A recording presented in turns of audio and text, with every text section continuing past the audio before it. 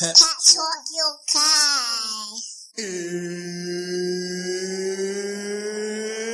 It's time! Everyone talk good game, but it don't really faze me. The man that ain't mad like Max, the boy that not murky like Ace B. And them guy walk the slide on the back bar in like a baby.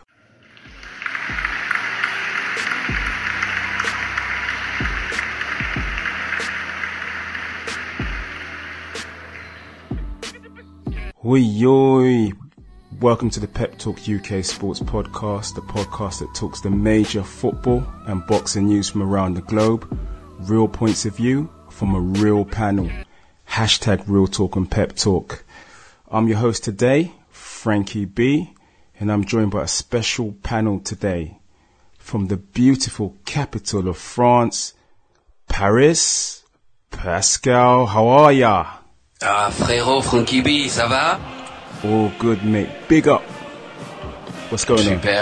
Super. You know, this morning, you know, I woke up and realized that Donald Trump is now the president of the United States, you know, so it's a very interesting day for not just Americans, but for French people, you know. Yeah, worrying times ahead, I must say. Now, I'd also like to introduce a new panelist today. For the first time, she's an avid boxing fan, Emma Mack. How you doing, Emma? I'm good, thanks. Thanks for having me on. You know what? Your accent is dope. Really, really dope. Like, I've seen on your Instagram, like, you hang around with a few boxers, mainly Dillian Whyte. What's your relationship there? That makes me sound like a slag, so I'd like to...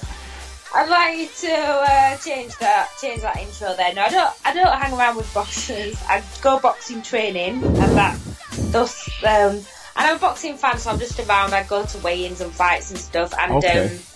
I teach now. But I used to be a publicist, so I had a few boxers that were clients, and so that's why that's how I know some boxers. Okay, that makes sense. Now that makes sense. Now I'd like to move on. I'd like to introduce a Pep Talk lady, a former multi-kickboxing champion, now turned aspiring boxer, Angela Hebden. Angela, how are you? Hello. What's going on? Big it up. What's going on? What's going on? Big it up. Yeah, everything's good. Everything's really good. Yeah, so tell me, how's your training going on with Mr. Don Charles? Training was wicked today, really put me through my paces. I'm paying for it now, and I've iced up my knuckles because hitting that man's hands and when he's holding pads is like hitting concrete, even wrapped up with 16-ounce gloves on. But yeah, absolutely wicked. Do you want to shout on your social media again, Angela? Yeah, at Angela Hebden on Twitter, at Angela _ Hebden on Snapchat, and _boxing on Instagram. Emma, you want to shout out your social media? No, I'm not fussed. I like that. She just tells it how it is. Pascal? Oui. My social media, but of course you can find me on Instagram on Pascal _Desad, so it's PASCAL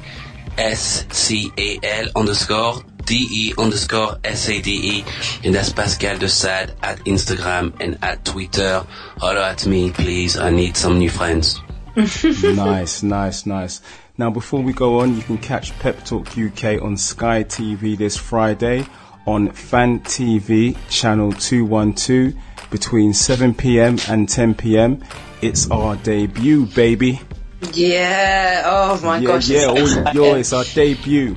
Looking forward to it. You know, it's going to be fantastic. It's going to be good. It's going to be lit. Emma, can you say that? I want to hear you say that in your accent. Lit. It's going to be lit. It's going to be lit.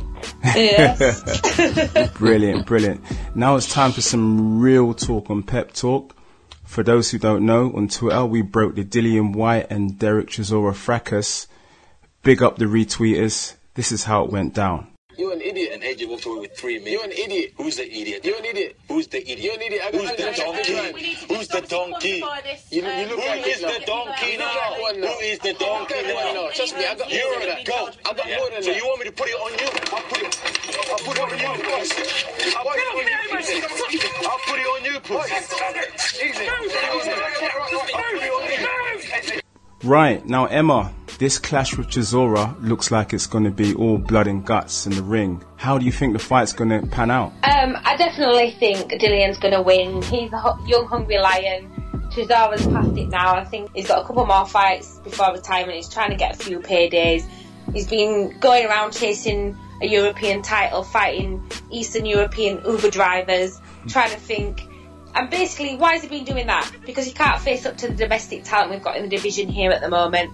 He's avoided a fight with Joshua because he knows he'll get sparked out. He's going down like a cheap hooker. That's what's happening. Right. Okay, this is going to be an interesting podcast, that's for sure. Ooh, wee, as Snoop says. Wee. Now, Angela. Yes. You train in the opposite camp. I do. Now, first of all, what's your reaction to the footage that Pep Talk UK published on Friday? I'm not surprised. I think we all know that this is a personal grudge match. You've got two very, very aggressive fighters at the moment vying for that spot. The heavyweight division is exciting at the moment anyway, you know, it's kind of everyone's on it, you know. With Fury vacating his titles, everyone's now going, okay, you know what, we've all got a shot at this. It didn't surprise me. I think, listen, I've got nothing but respect for Dillian. I think he's matured every single fight. I think he's got a lot of potential and he's going to go a long, long way. Big up Dillian Whyte. What I will say is don't overlook Derrick Chisora. He's not the same man that he was when he even fought Hay a few years back. Derrick Chisora right now is hungry. He is so starving, it's ridiculous. He is in the same mindset as he was when he was smashing it. And I think it's going to make everyone stand up. Derrick Chisora only fights one way. We know that. It's just whether or not Dillian's going to be able to maintain. He's going to have to outbox him. He's going to have to outbox him because Chisora's gunning for him. And as long as he doesn't make any stupid mistakes, do you know what? It's going to be an amazing fight. This, for me, is the main event. It is the main event on December 10th. And all I'm going to say is may the best man win. You know, it's going to be a fantastic fight. And Angela, you've got to say it's going to be lit. It's going to be lit. That's it. I'm telling you. Booyaka. Can I just jump in and say as well, I don't think we've seen the best from Dillian yet because I think when he fought Dave Allen, he was still very reticent to throw that sort of left hook that he's got. That is his go to sleep, the doom maker, as he would call it. And I think after the surgery, you could see in that fight was still very reticent to use it. And I think in the last fight with Lloyd, you could see he was much more comfortable throwing that left. And I just think I think we've yet to see the best from Dillian. That's what I totally agree. I don't think Dillian's anywhere near the finished article yet, and that's what I'm saying. You know, he's maturing and progressing every single fight, and he's only going to get better. You know, he really is. But all I'm saying is that at the moment, from my standpoint, I know how hungry Derrick is. I know how hungry Don Charles is for this victory. We've got two fighters on that show fighting for a British title, and Don is determined to take both of them, you know, back with us. But you know, that's all I'm going to say is Derrick's hungry right now, and the problems and the damage that he's causing in sparring, it's going to be lit. Yes. I mean, also I would say I do allow my personal distaste of the man to probably cloud my judgment because he is a convicted woman beater. Let's not forget that fact. He is someone who is consistently threatening to shoot people. Didn't he get done a couple of years ago for threatening to shoot someone for stealing a car parking space? Like, calm down, Derrick. It's not that serious. It's car park space. Why are you threatening to shoot someone? No. Emma. He's an idiot. Emma. And let's not forget, can I just finish off? And let's not forget that I will shoot you, David Hay. The man's an idiot. Right, I've got to say, Emma goes hard in the paint, and that's no Waka Flocka. Now, Pascal, Chisora really doesn't like being called a donkey. you know, it was very, very funny, you know, that footage that you sent me, you know, this, last week Friday, Frankie B was superb, you know, it was, as you know, in Paris, we don't really have Sky Sports, so, I rely heavily on the internet and the information that comes from the internet, but, thank you for sending through this, very interesting piece of video, and, you know, I was very much, laughing a lot, because it reminded me of the movie Shrek, you know, you're a donkey, what is going on here, you know, Derrick Chisora, is he going to be the new donkey? I was just after it was an audition for the new Shrek film, but, you know, I'm looking forward to this fight, Frankie B, because I'll be coming to this, to England to come and watch it, because it's going to be very, very heated. It's going to be very passionate. You know, you have two big, very passionate black men who are going to beat the living daylight of each other. And it's going to be better, you know, than the main event. I agree with my friend and my admirer, Angela Hepton, you know. Your girl. I'm your girl, Pascal. You certainly are, Angela. You certainly are. And it's going to be an electric fight, you know. But, you know, what's very interesting is Dillian Whyte, since the defeat to Anthony Joshua, has become a better fighter. You know, the defeat has actually helped him to focus his attention. And against Ian Lewinson, he was, I mean, to me, he was a complete heavyweight, you know. He looked the part. He threw some very, very good shots. He worked, Ian Lewinson to the body very well, and he stopped him emphatically, you know. And I expect Dillian Whyte to also perform really well against Chisora. I don't particularly think that he would knock Chisora out, because Chisora has already been knocked out, apart from David Hay, you know. He was pretty much the only person that has been able to knock out Chisora, as well as, of course, Tyson Fury stopped him also in their rematch. But I don't believe that Dillian Whyte has the power to really inflict the damage on Derrick Chisora, you know, Frankie B. And also, let's not forget that Chisora also has a very interesting overhand right, you know, that he likes to throw. A bit like you know, the late, Frazier used to throw his, you know, and it's going to be a shot that Dillian Whyte has to be very careful of, because Chisora tends to be throwing it quite erratically, and you cannot always tell when he's going to throw it, you know, and he's a very come forward fighter, so it's going to be very much a tear up, you know, as they say in England, a war, and I cannot wait to watch that fight, you know. I would be prepared to pay for the pay-per-view just for that fight only. Yeah. Well, I'll be there, Pascal, so I'll see you there. Oh, merci. Oh, merci. It'd be a pleasure to meet the both of you, ladies, madam, you know, it'd be very nice. Well, we're all going to be very, very excited, and we can't wait, can we? No, seriously, cannot wait for that fight. Pascal, just picking up on what you said there, I agree that I think Chisora is durable, and I think he can take a shot, but I think Dillian can bang, and that's what I'm saying about his shoulder. We've not seen the power from him because of the problems he's had with the shoulder. Don't forget, he rocked Anthony Joshua. He rocked him in that second round. Let's not forget, he can bang. I've seen Dillian in sparring, and trust me, he can bang. Emma, you know what would be more pleasing to me is for a rematch between Joshua and Dillian Whyte, particularly. I think it's on the card. You know, Emma. Yeah, that's going to happen. He has to be on the card. If Dillian Whyte goes to beat Chisora convincingly, and he goes on from strength to strength, that rematch, Anthony Joshua should be very careful, very, very careful, because Dillian Whyte could potentially take him to the trenches, you know. And you know what? I can only think of that Garage or Graham tune. All I want to know, are you gonna bang? Now we're gonna be a little bit more serious. We're gonna talk the boxing results from last weekend. Now, Pac-Man, Manny Pacquiao. Yes, Manny Pacquiao, legend in the game, big in the game.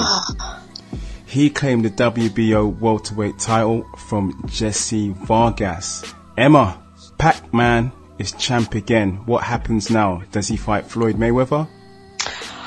I think there's too much money in that fight for it not to happen, but I see it happening September 2017, and I think it depends. I think it depends how he looks in his next fight.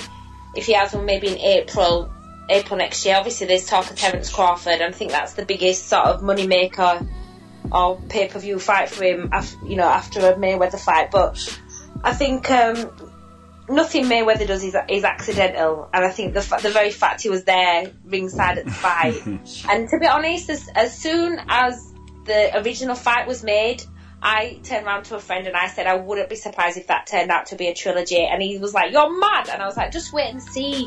This kind of money is insane. Like, Pacquiao got $100 million for that fight, and he's skint now. What's he doing with his money?" But anyway, we had that conversation, didn't we? We did have that conversation a few weeks ago. Yeah, I know, it's crazy. But there's too much money in that fight for it not to happen, so I think it will happen. Yeah, we hope it does. Now, Angela, are you excited by the return of Pac-Man, Manny Pacquiao? You know what? It's so funny, and once again, and I don't mind admitting it, I'm eating my words. I said that Pacquiao looked a tired man, you know, and that he was just doing it just for the money and what. But you know what? And I think we all kind of, it was a general consensus, but oh boy, did he prove me wrong, you know? He was just on it. Was really, really happy for him, and you know, like Emma said, it'd be crazy not to have that fight with Mayweather. Do I think it's going to be a different outcome? No, like, that's my honest truth. No, it's going to be the same outcome. But hey, 100 million, why not? Pascal, now obviously we've discussed that Floyd Mayweather was at ringside. Now, do you think potentially he was doing his homework to basically set up another fight? Well, you know, I read the blogs, and certainly from what I was reading in Paris was that Floyd Mayweather was invited by the Manny Pacquiao camp and the Vargas camp to come in and to witness the fight. If you remember, Vargas, some time ago there were rumors of Vargas fighting Mayweather at some point, and we all also very familiar with the fight between Manny Pacquiao and Floyd Mayweather, and it was a very good fight. And to this day, you know, it still divides opinions of many people. People still believe that Pac-Man had a problem with his shoulder. I don't know if that was true, but you know, if let's just assume that the shoulder gate was a real issue, a rematch would be interesting, you know, with a fit Manny Pacquiao, with no excuses. And I think Floyd Mayweather was a bit disappointed at the fact that, you know, Pacquiao used that excuse to say that he lost the fight. So it will be very interesting to see them fight again, you know. After all, Top Rank are very good at making Pacquiao fight in fights that we've seen over and over and over again. You know, they're very good at recycling, you know, and it wouldn't surprise me if there was another fight on the cards, you know. But I mean, the problem is that I like Floyd retired, you know.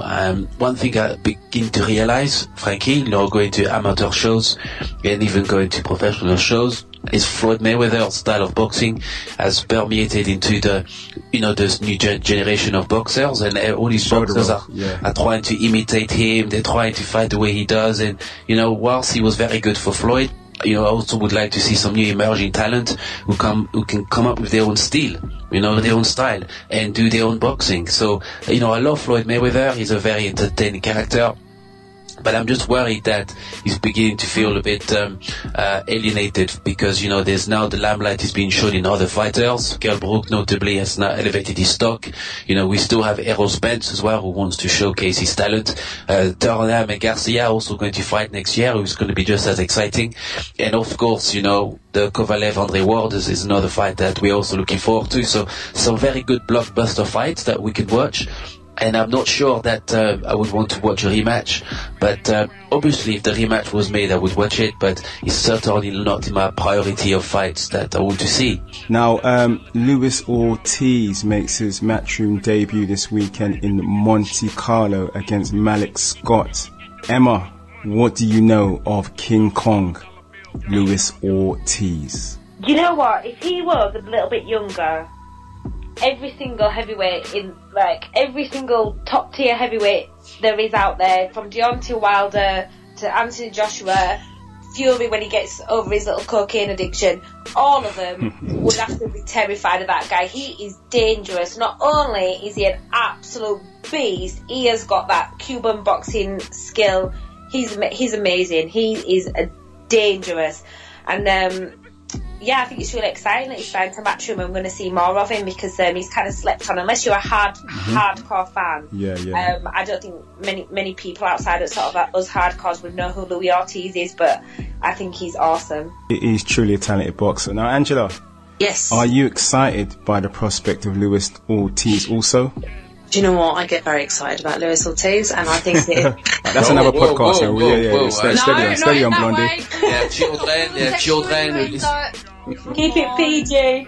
Not all about sex. Come on.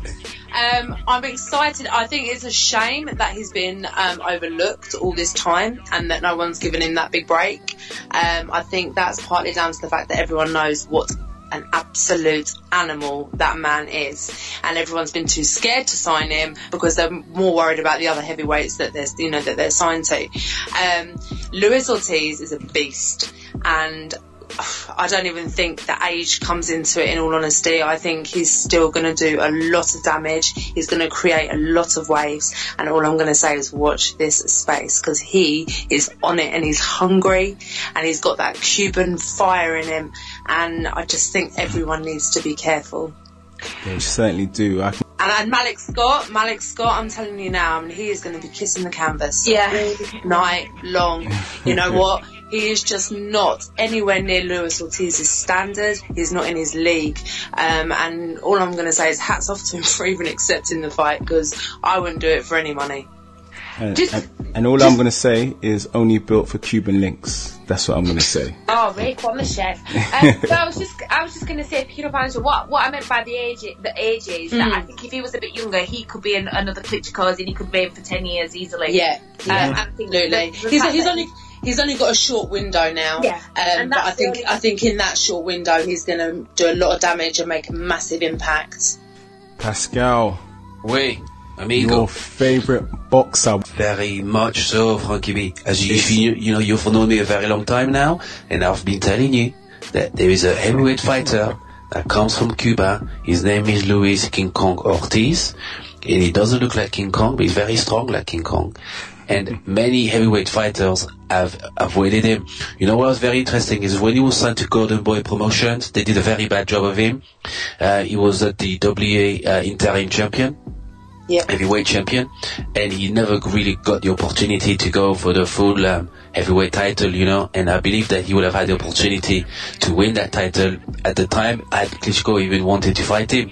The problem with Luis Ortiz, he has this very same problem with his fellow Cuban citizen in Regondao, is they don't speak very good English, but they are very, very talented fighters. And, in the world of boxing, it's not just about fighting, it's also about the business element, the public, the average fans, the boxing fans, the popcorn fans, as I like to call them, need to at least have an understanding of who is champion, who is the household name. And it's very difficult to sell a fight to the public, particularly for if you're a champion, to lose your belt to somebody that is relatively unknown, because there's no money to be made. So what Eddie Hearn has done is a piece of genius by acquiring the fighting prowess that is Luis Ortiz. He has an opportunity to match him against some very good heavyweight fighters out there, and I would believe that Matchroom could potentially have 2 heavyweight champions in their stable, in AJ and Luis Ortiz. Malik Scott will end up speaking Spanish after Saturday. I'm telling you, the amount of jabs and body hooks and uppercuts to the face, Malik Scott will change his nationality, because Luis Ortiz, he'll be drinking sangria through a damn straw. I agree completely. What are you trying to say? He's going to do the Harlem Shake? Is that it? Not the Harlem Shake, Frankie. The salsa. He'll be doing the salsa in the Calvin at Monte Carlo, because when he wakes up. When he wakes up, it's going to be extraordinary. But people on the blogs are saying that Luis Ortiz has to impress. The pressure is on him, and they say that he should really beat Malik Scott within 6 rounds. And even a very good friend, Dillian Whyte, has said that Malik Scott could beat Ortiz. But let's not forget that Derrick Chisora also beat Malik Scott. So it's also, we have a very interesting fight on our hands. It's going to be exciting, whatever the result. But I guarantee that Luis Ortiz will be victorious. The heavyweight division is just so exciting right now. It really is. It's so lit. It's just all the way up. It's so lit. It is lit up. Now it's interview time. It's an African special this time. Our boxing correspondent Shaz Chowdhury managed to catch up with two exciting African boxers who will fight each other for the vacant Commonwealth Bantamweight title at York Hall this Saturday on a Goodwin promotion show called Back of the Net. Firstly, Shaz met up with the challenger, Ghanaian WBO African Bantamweight champion Duke Micah and his trainer Carl Loko at Pro SW Gym. Pep Talk UK listeners, we're in for a treat. We're joined by Duke Micah. How you doing, Duke? I'm good. How's everything been? I know you've been flying around, you've been back home in Ghana. It's good to have you back in the UK. Yeah, I'm great to be here because I have to take the title back. Now, you've got a Commonwealth title fight coming up. Yeah. You're fighting Matthew Chanda on the 12th of November at York Hall. How are you feeling? I'm feeling great because, that's my job and I don't feel anything. Now, you're making York Hall a second home away from home, aren't you? You're fighting again at York Hall. Yeah. I saw your last fight, you come out to some nice music, you're doing some nice moves. Yeah. Are you ready for this? Yeah, I'm ready, and I'm expecting a lot of people to be there to see more show, you understand?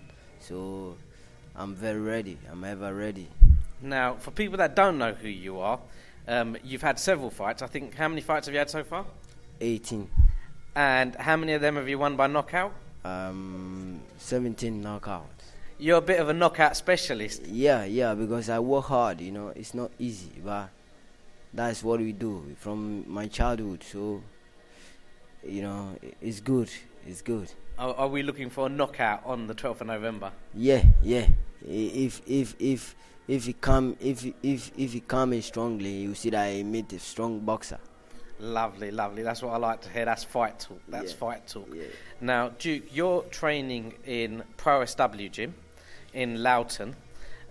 Under who's your trainer? Oh, my trainer is Carl Loko, the same as Rich Comey. Now, Richard's a blinding fighter as well. You're in a good little stable. Richard recently fought Easter Junior in the States for a world title fight. Yeah. Now, you're going to be fighting for a Commonwealth title. Yeah. If I can move your career forward, what are your goals? What do you want to achieve? I want to become a world champion, and that's why I'm fighting for the Commonwealth. So, it's a long process, but for year coming, I will be a world champion. I will be a new world champion because that's my aim, and I don't give a damn. I don't even scared of anybody. I'm ready to face everybody in the world. Now, you've had some good sparring for this fight. Who have you been sparring in the gym? Ramesh is a good boxer, upcoming fighter, and I can see he's a serious boxer and somebody who stay focused. If you don't take it, he's gonna take you off. So it's good having Ramesh who is sparring with me, and back in Ghana, I have a lot of sparring boxers, sparring partners upcoming. Everyone is hungry, so it's good for me, to have those guys. You've also had sparring with Reece Bellotti, who's a Matchroom fighter. So you have had a fair amount of sparring. Yeah. It's good. Now, we're looking forward to seeing you on the 12th of November. We wish you the best of luck. Is there anything you want to say to your fans out there? Yeah, I'm coming to prove to them so that they will see what is boxing. So I'm hoping all my fans to be there in your call to watch me. My fans from London, I know people will come and watch Duke Micah, and this fight is going to be a remarkable fight. So everybody must be there. We wish you the best of luck. We hope all goes well for you, and good luck for fight night. Yeah, thank you. And I hope Ghanaians is in UK, so they have to come there and watch Duke Micah. That's it. Shout out for Ghana. Yeah. That's it. Well, thank you very much, Duke. Yeah, good luck. Thank you. I'm now joined by Duke's trainer, Mr. Carl Loko. How are you doing, Carl? Yeah, I'm doing good. And yourself? I'm very well. Duke's just spoken to me. He's very confident about this fight coming up. How's prep been going for this fight? Yeah, actually, you know us not today, so you know how we take our preparation serious. And as of now, preparations are going well because Duke just came back from Ghana with a serious supervision training over there, and it's now coming to put finishing touches to it as we have about 11 days to the fight. What would it mean come the 13th of November for Duke to be the Commonwealth champion? What does it mean to you, this belt? Yeah, I mean, it means good because, especially in the career of Duke, because if you are climbing a ladder, if you are at the middle part, you still have to push so that you can go forward. So winning this belt on the 12th tells him where he is now and where he's going. So it's very, very important for him to win this belt. Now, you've got a good group of lads that you're training at the moment. You're training Duke, you're training Ramez Mahmoud, you're training Richard Comey, you're training Freddie Kiewit. What's your secret? Nah, my secret is hard work. My secret is devoting my time more to boxing. My secret is making sure I push the boys to their limit so that they can show up in the ring. So that's it. Duke's fighting for the Commonwealth. What do you think you can achieve out of boxing? That's what I'm saying. That Duke have a good background, good record regarding his boxing career, as he have been in the national team for Ghana, as he have been to the Olympic Games, the 2012 Olympic Games, and is now into professional boxing, and he's unbeaten, meaning he's climbing the ladder, like I said again, to the highest level, meaning trying to get to the world level. And that is how I see Duke, that he will be among the top bantamweights in the world very soon. Carl, thank you very much for taking the time to speak to us. Pep Talk UK are honoured not only to have spoken to Duke, but to you. We wish you the best of luck for fight night. Good luck, my brother. Thank you very much. Thank you very much. You're always welcome, Pep Talk, for whatever you want from us. That's lovely. Thank you very much, Carl. Now, let's hear some words from the Southern Area Super Bantamweight champion, Zambian Matthew Chanda, and his trainer Steve Kipps, who Shaz managed to meet at Sparta Gym. Pep Talk UK are joined by the man who's fighting Duke Micah, Mr. Matthew Chanda. How you doing, Matthew? I'm very well, thanks, mate. Good. Matthew, how's training been for this fight? Training's been good. I always try to make training good. It's fun. We have fun. We train hard. So yeah, training's been training. What is this? Who's training you at the moment? I have my coach Steve Kipps, and his dad Bob Kipps. I've got a strength and conditioning coach as well. Dan, who should have been here, is around somewhere. And yeah, just that's the team. I also go to a running club, my old running club, Orient Harriers, doing track work and speed work there. So yeah, that's my training camp. Now, what gym are you training out of? Sparta. I'm training at Sparta Gym in Chingford. In Chingford, yes. Sparta in Chingford. Now, Matthew, this is going to be your 8th fight, is it? 8th fight, yeah. This is your 8th fight. Yeah. You've already got a shiny belt around your waist. Yes. What belt have you got? I got a Southern Area title. Yeah. And you won that against a good little boxer called Jamie Spate, didn't you? Yes, yeah. Oh, yeah. I don't know if I describe him as little, but yeah, a good boxer. A good boxer, someone I know well, Jamie Spate. Awesome. It was a good fight. Yeah. You come away with the belt. Yeah. How did it feel winning? It felt good winning. Being an area champion, it was it's always something you want to do. So build your way up, because to get your area title, then obviously move on to everything else. But it always starts, the core is obviously the area title. So it was good. Also to do it in my 7th fight after only 6 fights was against a fighter like Jamie Spite, who's fought the best and done well against the best. It was good. Now, Saturday, York Hall, you're fighting Duke Micah for another belt, the Commonwealth belt. Yeah. I've met up with Duke already. I've had a chat with him. Yeah. I'm now talking to you. Duke looks ready. Mm-hmm. You ready for this? Yeah, of course I am. Yeah, I'm living my dream at the moment. So, Of course I'm ready. He's a man, same as I am. This is boxing. Yeah, I'm ready. Now, it's a Commonwealth belt. Yeah. He's advocating his roots in Ghana. Uh-huh. How much does a Commonwealth title mean to you?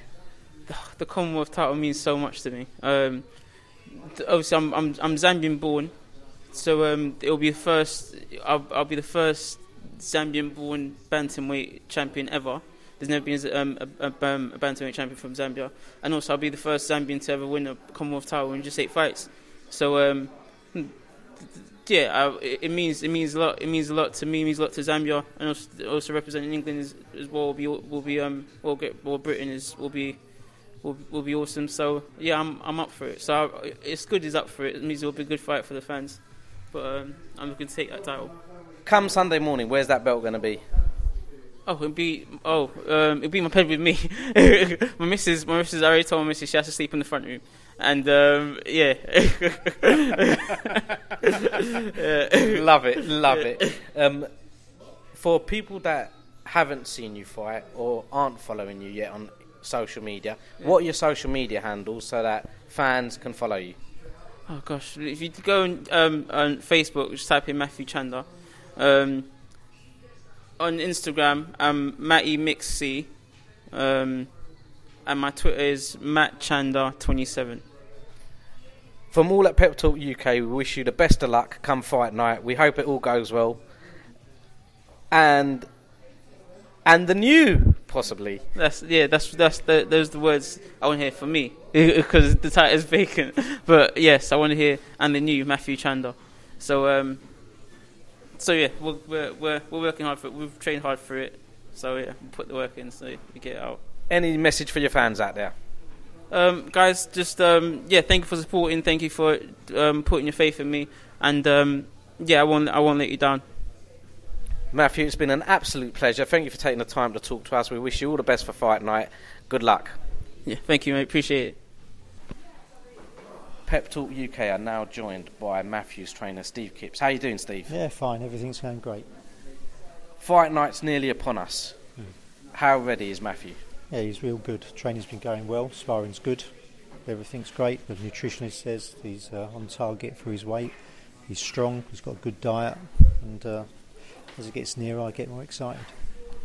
Fortunately, I was there when Matthew won the Southern Area title against Jamie. I felt he went into the fight as the underdog. He come away. This fight here, he's fighting Duke Micah, who's 18-0, is a champion in Africa. It's a vacant belt out there, but is looking favourite for the fight.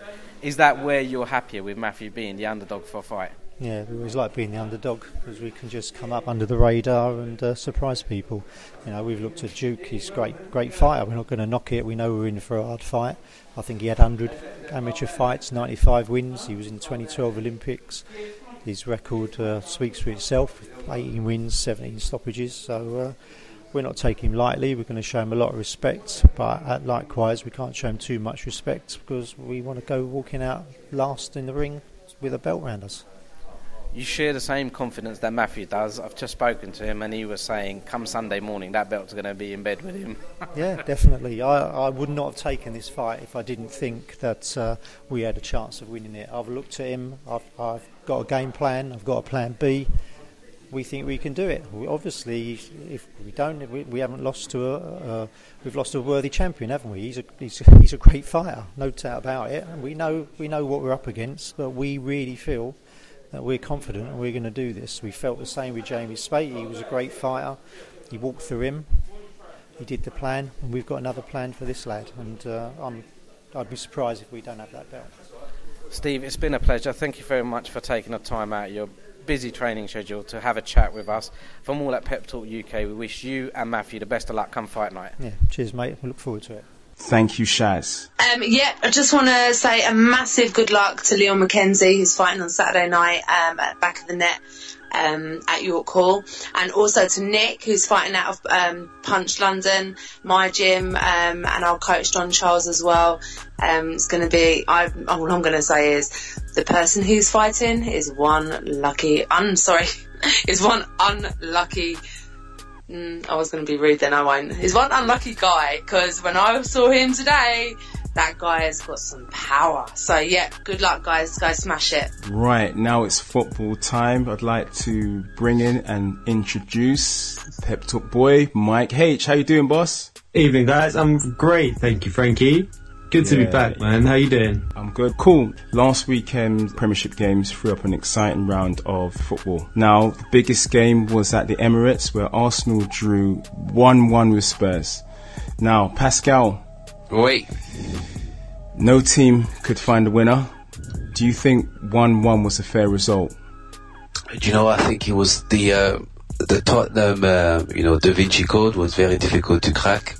No one has been, certainly no one in the domestic league has been able to do that just yet, you know. So it was the result was a fair result because, you know, Pochettino had a very different formation, you know. He tried very much to frustrate Arsenal, and he did that very well. Son played really well, you know. Son was the main threat from the wing.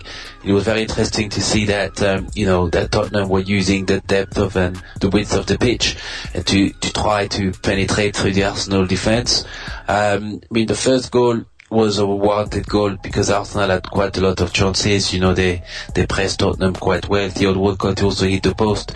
But certainly when Moussa Dembele went to the ground, I felt it was a very, very, soft penalty, but, Clattenburg is a big fan of Arsenal and loves to give them penalties, also totally to the opposite team, and he certainly brought the game a bit to life. Harry Kane had to score that goal, of course. He doesn't play for a certain amount of games, comes back against the derby and scores the goals. I mean, this is super for those people to place better the bookmakers. You could have written it any better.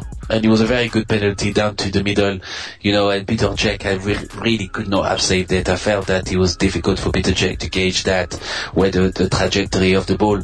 But, the game could have gone either way, Tottenham came back very strong in the second half. The goal gave them belief, and psychologically they were at the advantage, and they hit the post themselves. They had opportunities to score a second goal, but in the end, I think the result was actually fair. The balance of power in North London remains, to Arsenal's advantage because they are fourth in the league, but, Spurs are very much behind. But I don't think Spurs haven't quite hit their momentum. They're not quite the machine that we saw last season.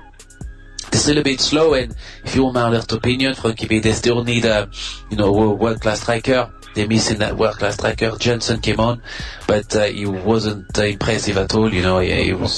I wasn't particularly, ecstatic or concerned about his presence in the pitch, to be honest.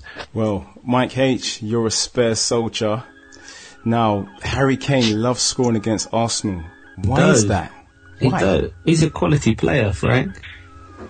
What more can you say? I mean, it was a soft penalty to give away, wasn't it? I find myself agreeing pretty much with Pascal there. I don't think either of those teams on the pitch are going to win the league. Not from what I saw. Spurs are still unbeaten, but they're not scoring enough goals. I agree with you, Pascal. I think if either side had lost that game, they would have felt really, really bad. I thought both teams there weren't loads of chances, but there were chances good enough to win the game. It's just funny that the two goals actually went in was shocking. And I agree. I thought Spurs at the second half, Arsenal, I don't know what happened to Arsenal in the second half, but to have Spurs at 1-0, they should have gone for the second one. I'm impressed with the Spurs. Son was good though. Son was really, really good. He was good. I thought Dembele was good as well. I thought Rose put in a very good performance. I thought Carl Walker, is not the brainiest footballer, and I think we're going to see once he hits the other side of 30. I think we're not going to see him as first choice right back. He relies on his pace. His decision making is not very good. I think overall, like we see, Spurs in that second half could have won it. But overall, on balance, there wasn't much between the sides. I think a better result for Spurs, given that they were playing away from home. But as I said at the outset, I just don't see either of those two teams in the league. Yeah. It was a tight affair, and that Peter Cech slip really had my heart in my mouth. I tell you that. Yeah, two of us. I mean, don't get me wrong. Eriksson forced a good save out of Czech as well. We at the post as well.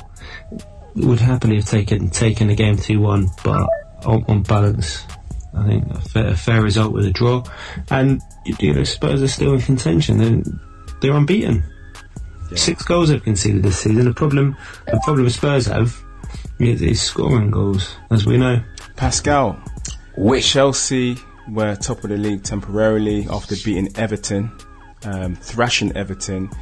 Do you think this 3-5-2 formation seems to suit Chelsea better? Without a shadow of a doubt, Frankie B. Conte has, been studying very, very hard, and he's beginning to understand the Premiership. Also, the fact that he's now only has to worry about one game a week also is giving him the extra time to try new things in the training, and the players at Chelsea are beginning to understand his philosophy, and he's certainly bringing about a very interesting combination of formation. That is very much that of, typical Italian creativity, and effectiveness. And you got to give credit to Conte, who's adapted himself very well to this new team, And the defeat that was pretty much laid against Everton is one to take notice of, because Everton are a very good side. They're very well managed also by Ronald Koeman. And it takes a very special team and a very special manager to be able to score 6 goals against an Everton team, that is growing in confidence and also growing in wanting to become, one day a top 4 team in the British game, in the English game. So I'm very much impressed by Conte. And it's going to be a very interesting title fight, but Chelsea are very much title contenders, and these recent victories is in fact victories, by scoring good goals against Manchester United, good goals against Everton. To me, has announced that Chelsea has arrived, and Conte has arrived as a legitimate Premiership coach in the Premiership, and for Chelsea, very much so. A very good appointment. Very good appointment. Very good appointment. Now, Mike H, do you think, I know we writ off Chelsea many times in the past, do you think they can actually be genuine title contenders now? Definitely, Frankie, and I put my money where my mouth is at the start of the season. Chelsea are well in this title race. Yeah. I don't think it's a coincidence that the 2 teams at the top of the league are the big boys without European football. Exactly. Chelsea look the business. Hazard is playing out of his skin. Costa looks leaner than I've ever seen him. They want it. They're hungry. They could still do with cover at the back, and they're very reliant on those wing backs. And Zuma's going to come back soon as well. We hope so. He had suffered a really bad injury last season, but they just look on fire going forward. It's Hazard. He hasn't played like that in a while. They put Everton to the sword. Yeah. He played like he's got a new girlfriend. You reckon? Oh, he's trying to get a new girlfriend. Yeah, see, he's trying to impress a new physio. Something like that. But they look really good, don't they? And they got a very tight defence. They got the second best defence in the league at present, and they're banging the goals in. I wouldn't be surprised if they win the title. I think at the moment, I know there's a long way to go, but I have it as 3 teams in the title race realistically. I just can't see Arsenal doing it, fellas. I can't see it. It's still quite early, but speaking of teams banging goals, Liverpool, Mane, Coutinho, Lallana, Liverpool are going on crazy. Mike H. Yeah. I must admit, these guys mean business. They do, don't they? They do, Frankie. Do you see them winning the league? Possibly. This Champions League factor. Yeah. It's a very, very big advantage. They don't play the same amount of games. And you can see all the teams that had Champions League games had poor results. Yeah. No coincidence at all. Yeah, especially City at home to Middlesbrough. I mean, they could be ruining those drop points at the end of the season. Yeah, definitely. Now, we're moving on. Manchester United are back in business. They beat Swansea. Pascal, can Manchester United finally go on a run now? And can they beat Arsenal in the next game at Old Trafford? OT, baby. Well, what was very interesting is if you look at the results of the weekend, Arsenal drew against Spurs at home. It would have been a very good opportunity for Arsenal to take advantage of of a, let's just say, not a particularly confident Tottenham team to take advantage of that and maybe score the 3 points. But we now have to consider that, Arsenal are also receiving Manchester United at the Emirates Stadium, after the international break. And it's also another interesting and difficult fixture. And I will expect Arsenal to also go again and draw the game. I don't expect Arsenal to beat Manchester United this season, particularly as Mourinho detests with all his heart Arsene Wenger, and he would never let Arsene Wenger beat him. Never let him beat him, whether it's with Chelsea or with Manchester United. So I expect, Mourinho to maybe play 10 men at the back and leave Ibrahimovic at the front by himself, But Mourinho would do that if necessary to ensure that he leaves, he leaves the capital with at least 1 point. Pascal. Yes. Sorry to interrupt, man. Ibrahimovic is suspended, and the game's at Old Trafford. Oh, it's the game at Old Trafford? Yeah, man. Trafford, I do apologize. Well, if it's at Old Trafford, then Arsenal have got an opportunity to actually shock, at the theatre of dreams. My apologies, listeners. I thought the game was at the Emirates Stadium. What's very interesting is that Mourinho has already lost to, Manchester City at Old Trafford. If I remember correctly, there was the derby, which was played at Old Trafford without Aguero, and Manchester City managed to win. Arsenal travel quite well away from home. The pressure is pretty much always, with the home team receiving them, and I suspect that Arsenal will play a very open game, very fluid game. There's rumors that Sanchez may not particularly feature in the game, having had a calf problem. So it'll be an interesting formation. It'll be interesting to know who Wenger will be choosing. Will he go with Giroud, or will he carry on playing Oxlade-Chamberlain instead of Sanchez? We'll have to see. But it will be a very interesting game. But Rashford can do the job that Ibrahimovic would have done, if he was there. We know that Rashford can score against Arsenal. He's done it before.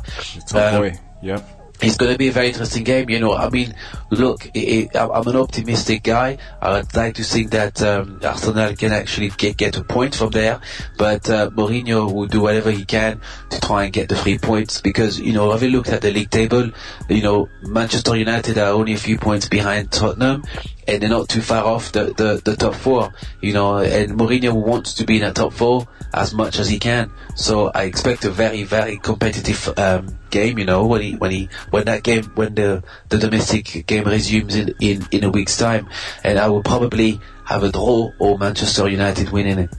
Ooh. Yes. Big predictions, and that's real talk on Pep Talk. Now, there's another big game on Friday, an international game. England play Scotland.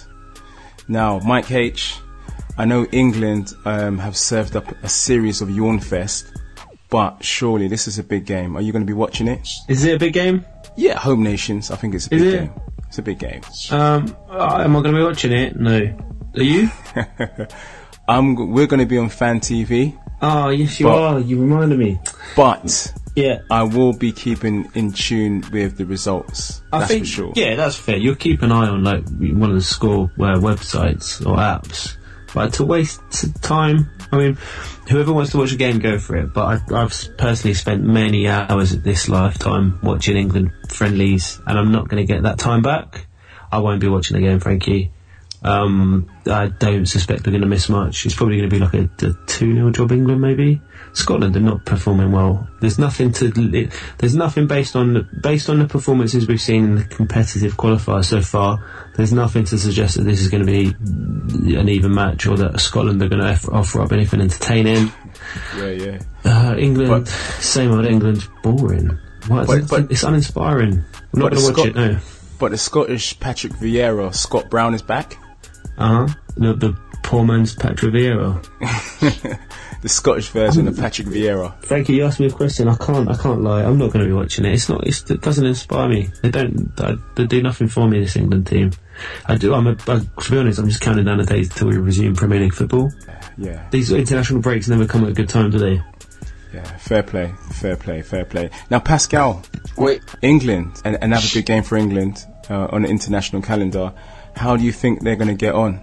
You know what? I certainly expect England to beat Scotland quite comfortably. You know, I mean, many years ago, you know, when we were probably, you know, not even born, that kind of game would have been a very big game, because, you know, it's one of the oldest rivalries in football, you know, more bitter than Tottenham Arsenal. You know, England-Scotland goes back a very, very long time.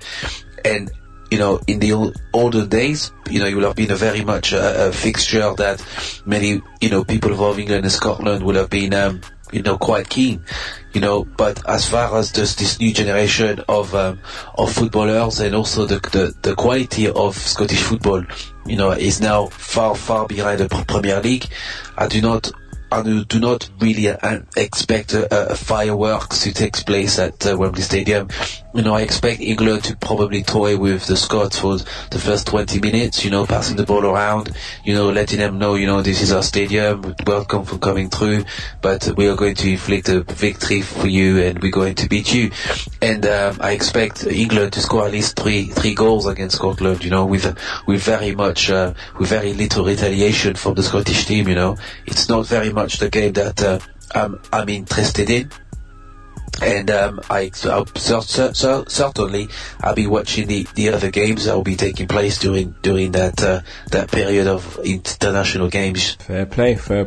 Well, we'll see who is victorious, and we just look forward to the Premiership again. Please. Yes, very much so. The Premiership is far more interesting. That's it. Well, guys, our time's up. I'd like to thank Pascal, I'd like to thank Emma, I'd like to thank Angela, I'd like to thank Mike H. Join us again next week for another Pep Talk UK podcast. Boom. Pep Talk UK. Please follow us on social media. On Twitter, it's at Pep Talk _UK, and Instagram, it's Pep Talk _UK.